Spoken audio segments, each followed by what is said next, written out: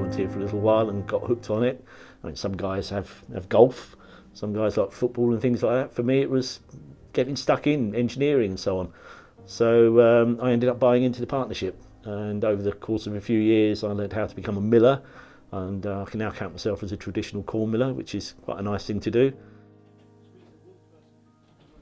We believe that the windmill was built in 1813, so it's a little bit over 200 years old.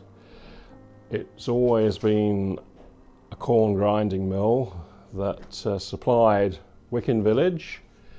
There used to be a bakehouse next to it which supplied all the bread, so the miller and baker had the whole thing sewn up.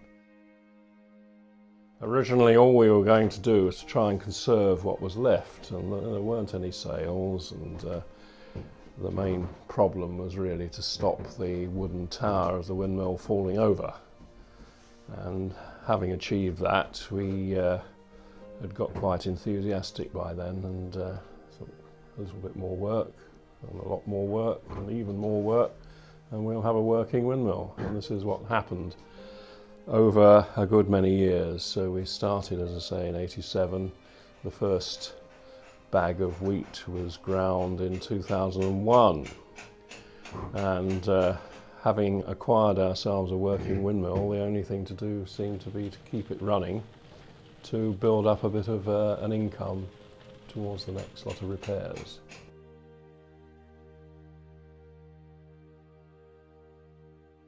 It's a nice hobby because A, you're keeping history alive. It's a 203-year-old mill, 204-year-old mill. But B, I get to meet an awful lot of nice people. And part of what keeps Wicken Windmill going is not only our flower sales, but our visitors. So we open free. We never charge anybody for admittance to the windmill. But more often than not, people either buy a bag or two of flour, or put a few quid in the donation box, or buy some of our souvenir things and the like.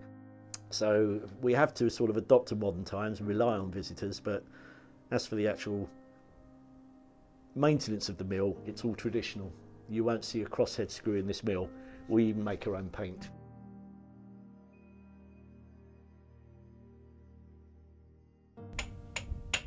One of my great memories, long ago, is one twilight on the North Downs between Dover and Canterbury, and we suddenly came across a windmill, a large windmill working away far into the night, and I was really struck by this magnificent piece of engineering.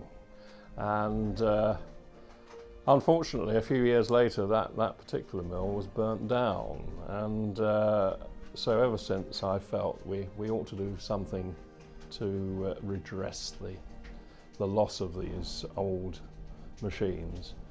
You imagine, you come in here on a good blustery day on your own, you've got this huge machine, you run this machine on your own. You have to listen out for every strange little noise or idiosyncrasy.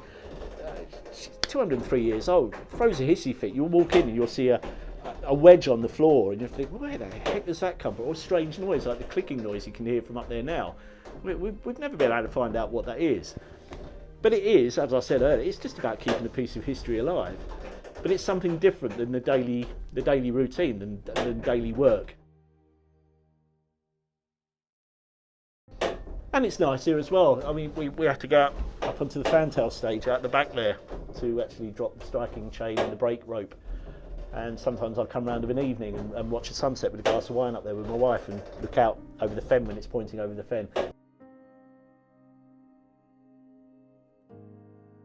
But it's given me a lot of interest over many years, and I'm pleased that people seem to like it.